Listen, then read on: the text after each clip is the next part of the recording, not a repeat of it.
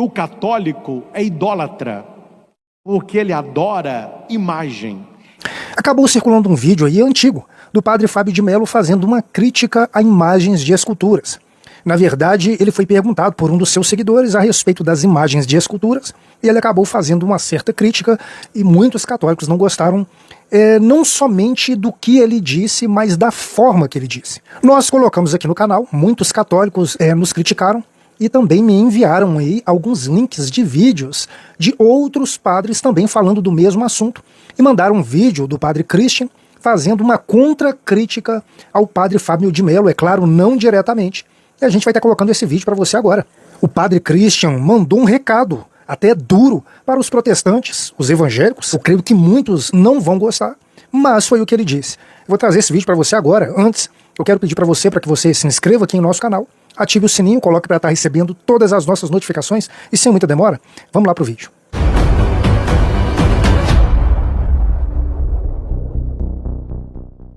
Bom, há um tempo atrás o padre Fábio de Mello foi perguntado por um seguidor a respeito de imagens de esculturas. Ele deu uma resposta um tanto quanto debochada, muitos católicos não gostaram. Vamos ver um trechinho desse vídeo. Essas pessoas que rezam diante das imagens, acham que elas estão ouvindo? Não, a imagem não pode ouvir nada, né? Mesmo se tiver alguma ouvindo, eu estou correndo, pelo amor de Deus. É igual a imagem que chora, a imagem que é isso, a imagem que é aquilo. Eu, com toda sinceridade, eu respeito, mas eu não vou atrás dessas coisas e tenho muito respeito por quem crê. Agora, um dado de fé: imagem não escuta nada. Imagem não pode nada. Porque se pudesse, nós estaríamos no mundo da idolatria. Se você acredita que uma imagem tem poder de alguma coisa, de fazer um milagre na sua vida, isso se chama idolatria. É a mesma forma que você acreditar que a foto da sua mãe tem um poder além do de uma foto. Não. Uma foto e uma imagem possuem o mesmo valor. Me recordam alguém que eu admiro. O que muda na vida, o que tem transformação na vida, não é a admiração que eu tenho pela imagem, mas é a atitude concreta que nasce da admiração que eu tenho. Então, se eu admiro a minha mãe, não adianta eu falar bem dela, não. Isso não vai nem deixá-la muito feliz se ela sabe se eu tenho um comportamento totalmente diferente daquilo que eu digo. É a minha atitude de ver o valor que a minha mãe tem e eu trago para a minha vida. Aí muda o meu jeito de ser. Só assim tem sentido a devoção aos santos e a imagem que nós temos em casa, que não é de adoração. Para mim, volto a dizer, se eu tenho um Cristo, uma imagem de Nossa Senhora segurando Jesus, essa imagem é barro. Essa imagem não tem nenhum poder senão me recordar o valor dessa cena. Nós temos aqui a imagem de Pietà. Para mim, uma das expressões mais bonitas da dor humana é a mãe segurando o filho morto nos braços. Agora, você que já perdeu um filho, você vai se ajoelhar diante dessa imagem e a sua dor vai embora? Não. Esse milagre, essa imagem não pode fazer. Agora, o que ela pode provocar dentro de você é uma identificação da sua dor com a dor que essa mulher sentiu. E aí você descobre como é que essa mulher viveu essa dor, como é que ela segurou o filho morto nos braços e como é que ela continuou a vida dela depois da morte do filho. Aí isso sim transforma a sua vida. A atitude daquela que você olha na foto ou que você olha na imagem. Agora, ajoelhar-se diante da imagem e achar que aquele barro tem poder de nos curar, tem poder de mudar a nossa vida, isso é idolatria.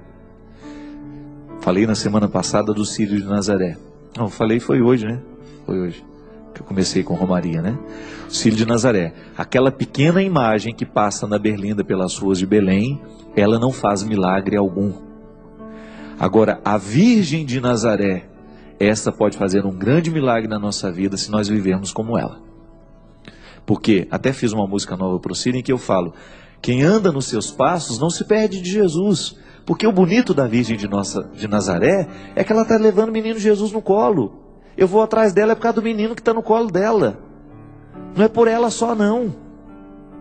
O que faz a multidão caminhar em torno daquela berlinda, engana-se quem pensa que é a imagem grande, é a pequenininha que está no colo. Nossa Senhora só é o que é porque ela tem o Filho nos braços. Ela nos oferece o Cristo. Só por isso nós estamos atrás da procissão, porque eu quero o Cristo que ela anuncia. Agora, pensar que aquela imagem tem poder de fazer milagre na minha vida, na sua vida, isso é idolatria. E nós não ensinamos isso, a igreja não ensina isso. Ensina que entre a imagem e a minha vida pode haver uma ponte. Aquilo que ela me lembra, tanto é que ela pode ser mudada. Pode ser um esse ano, pode ser outro o ano que vem, pode ser outra do outro, sabe? Mesmo que seja a imagem da manifestação miraculosa de Deus, não importa. Ela é apenas um sinal, é uma matéria temporária. Quando aquele pastor chutou a imagem de Nossa Senhora Aparecida, houve uma manifestação pública, né? As pessoas indignadas com o gesto do pastor. Eu não vou julgar o gesto dele, mesmo porque já fizeram muito isso. Eu só vou dar um significado daquilo. Na época que aconteceu para mim, primeira coisa que me veio. Ele tentou ensinar um valor através de um gesto grosseiro. Ele tentou ensinar uma verdade a partir de um gesto grosseiro. Ele estava tentando dizer, o gesso não muda a vida de ninguém. Mas ele não precisava ter chutado a imagem para poder demonstrar que o gesso não tem poder de transformar. Da mesma forma como é grosseiro eu chegar na sua casa e rasgar a foto das pessoas que você ama. O que eu tenho e que posso é ensinar como padre, ele como pastor, que as realidades materiais, elas estão aí apenas para estabelecer pontes. Elas não são o definitivo, gente. Mesmo que se a minha fé estiver numa imagem, no dia que ela quebra, a fé quebra junto com ela? Ou no dia que essa imagem for roubada, roubam a minha fé também? Não. Igual aquele atentado que houve um ano retrasado lá em Belém do Pará. Jogaram uma pedra em cima da imagem e quebraram a imagem. Danificaram a imagem de Nossa Senhora de Nazaré. Isso não danifica a fé do povo, apenas agride. Agride a sensibilidade de um povo que crê. Mas não pode abalar a minha fé. Essas críticas acabaram chegando até o padre Christian, que também aproveitou uma das suas homilias e deu uma dura resposta aos protestantes, aos evangélicos. Eu não sei se eles vão gostar da resposta, mas o padre Christian defendeu a sua fé. Confere comigo o vídeo, vamos lá. Que esse aí é mais breve, é aquilo que eles nos acusam, que o católico é idólatra, porque ele adora imagem. Este é um cavalo de Troia, meu filho, que foi erguido desde Lutero e Calvino, e a coisa está até hoje. É o protestante acusando o católico de idólatra, e o católico falando que não é idólatra. Não, eu não adoro imagem. Adora? Você adora sim. Não estou falando adora, você é um idólatra, você tem imagem. A Bíblia fala, não fará para ti imagem nenhuma. Está escrito aqui, ó. Não prestarás culto a ela, nem no céu, nem na terra, nem no inferno. Pois é, o negócio está pegando aí, gente. Porque se o negócio não pode fazer imagem, então me desculpe aqui, os protestantes não podem ver televisão, porque ali é imagem. Então, já não tem televisão em casa.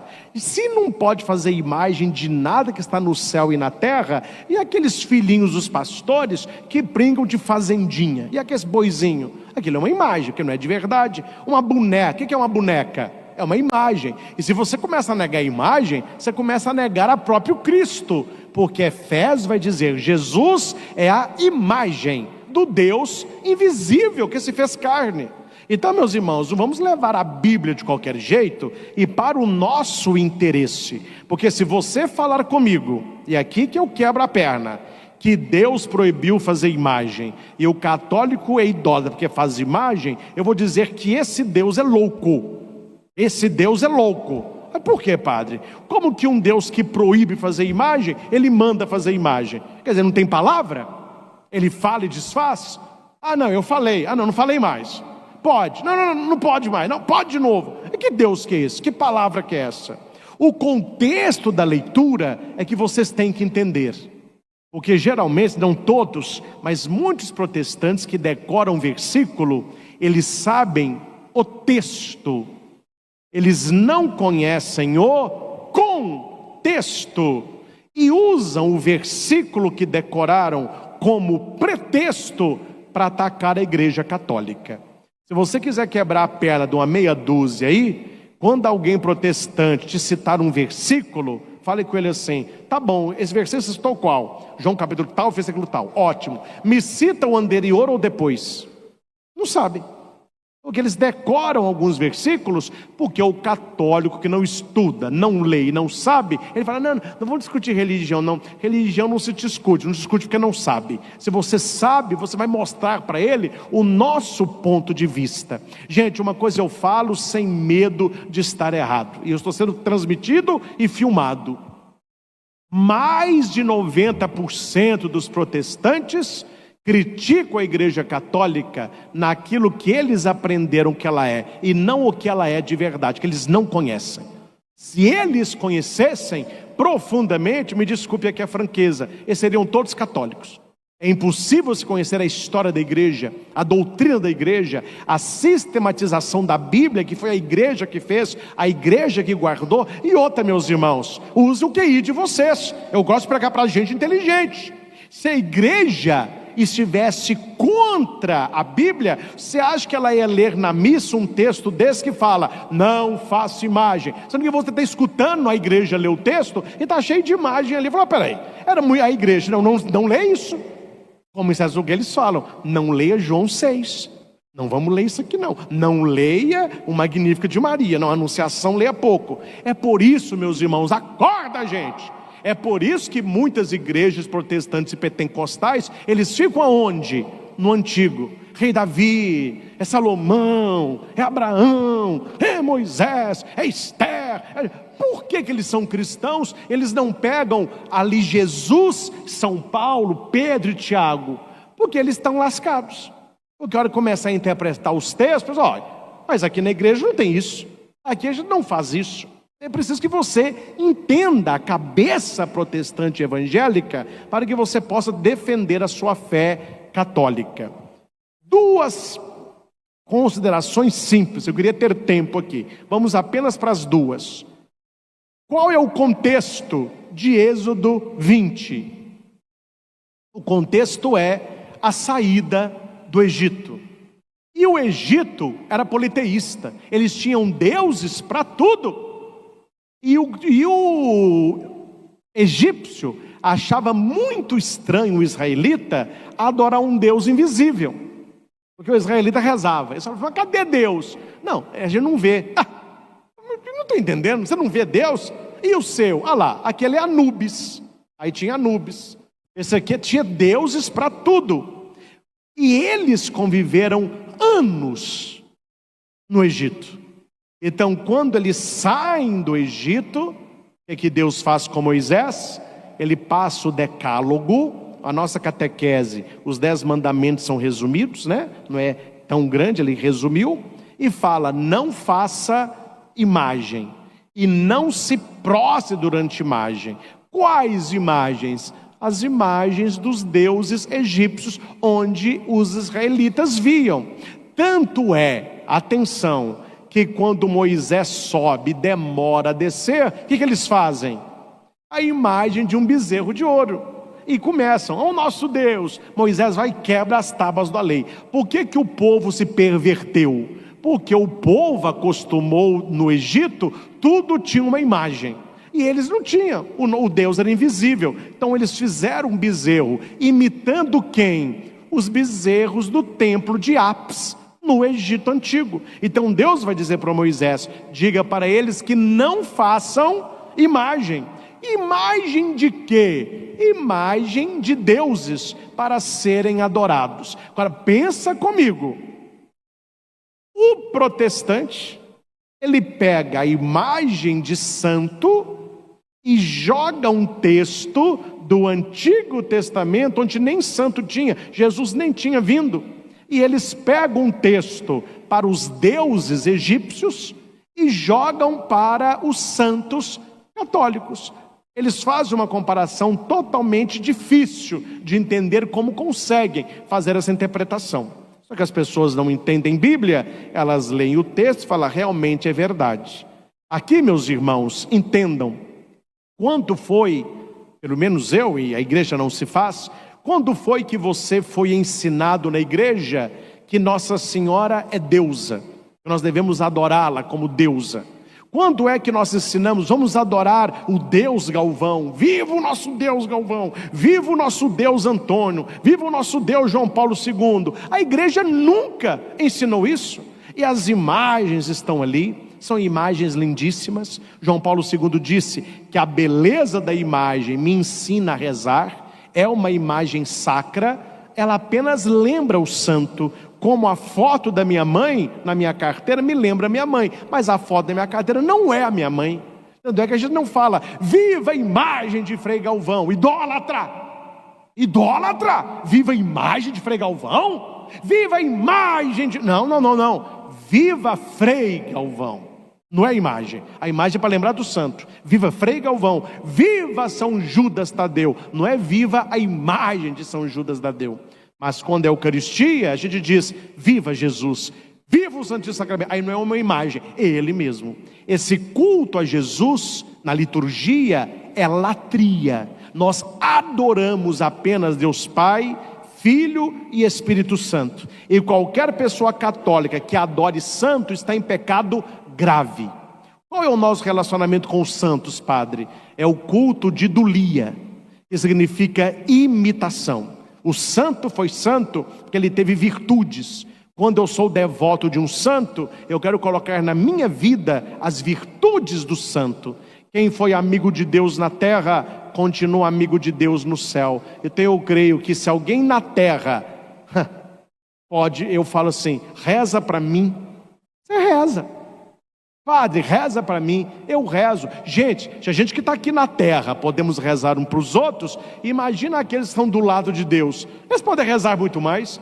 É esta oração que o protestante não entende, que é a tal da intercessão ou comunhão dos santos. Porque a igreja é uma só. Nós estamos vivos, os que estão no purgatório padecem, os que estão no céu triunfam. É uma igreja só. Eu posso rezar por quem está no purgatório, as almas do purgatório podem interceder por mim, porque elas são benditas, mas ainda não. Os que estão no céu rezam por mim e eu posso pedir a intercessão deles. Por que isso acontece, padre? Porque o corpo de Cristo é um só. A igreja é uma só, em 3 níveis: triunfante, militante e padecente. E por último, tinha tanta coisa, gente, não está tendo nada, mas vamos lá, anote aí na sua Bíblia alguns textos onde Deus manda fazer imagem.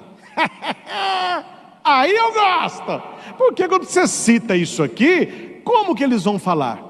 Não, você está falando que Deus falou para não fazer imagem? Não fazer imagem, de quê? Nem que está no céu, nem que está na terra, nem debaixo. Êxodo 20. Então eu vou te citar alguns textos aqui. Vamos lá. Êxodo 25. Quando foi para fazer o templo, Deus disse a Moisés: farás 2 querubins de ouro.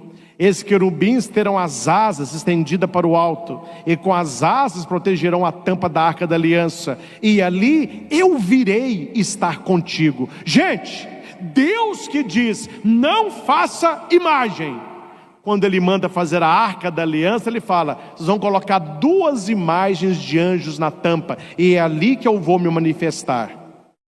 Ou Deus é doido, ou a imagem de Êxodo 20 não é a imagem dos anjos. Entende a diferença? Lá era uma idolatria, aqui é uma presença de Deus. Deus manda fazer.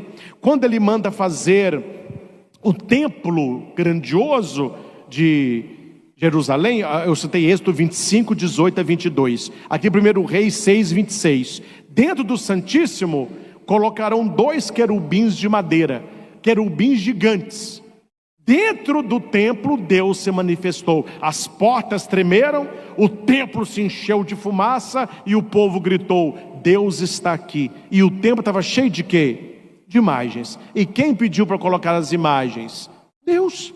As paredes do templo, cheio de coqueiros, de bois, de palmeiras, de tâmaras, árvores do mundo todo, era tudo ornamentado. Deus se manifestava ali. Era para Deus falar, não vou entrar nesse templo, eu falei que não é para fazer imagem, está cheio de imagem aí. E ali Deus se manifesta. 1 Reis 6:29, todas as paredes do templo em redor eram entalhadas com figuras de querubins e palmas, mais imagem. Números 21:8, o Senhor disse a Moisés: faça a imagem de uma serpente de bronze, quem for picado olha para a imagem e ficará curado. Olha aí, gente, eles olhavam para a imagem e ficavam curados. Não é Deus falando, peça para eles olharem para o alto que eu vou curar, não. Olhe para a imagem da serpente era a prefiguração de Cristo. Agora eu pergunto, ô padre, e agora, faz ou não faz imagem? Porque Deus fala para não fazer e depois está mandando fazer um tanto? Não, gente, não é a questão da imagem. A questão é um Deus? Não faça. É para adorar? Não faça. É para colocar no lugar de Deus? Não faça. É para você achar que aquela imagem ali é Deus? Não faça. Mas é para te falar de Deus? Pode fazer. É para nos lembrar da mãe de Deus? Pode fazer. É para nos elevar à oração? Entendem isso?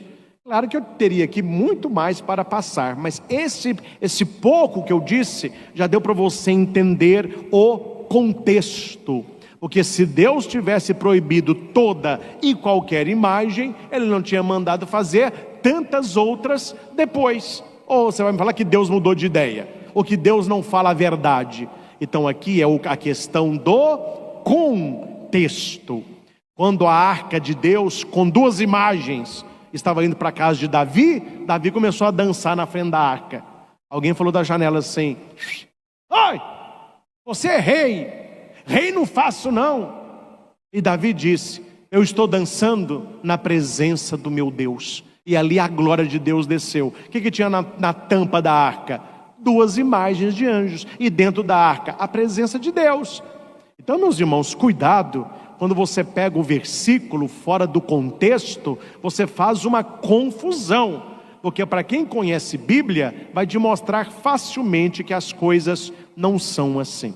Então essa breve explicação, espero que tenha ajudado a vocês a procurarem mais sobre isso, a estudarem mais sobre isso e a tentarem aquilo que São Pedro nos pede: estai prontos a dar a razão da vossa fé a todo aquele que vos pedir. Eles podem não concordar. Hoje é o tempo do respeito, então respeite, porque a igreja, desde que a igreja ela tem pinturas e imagens de santos.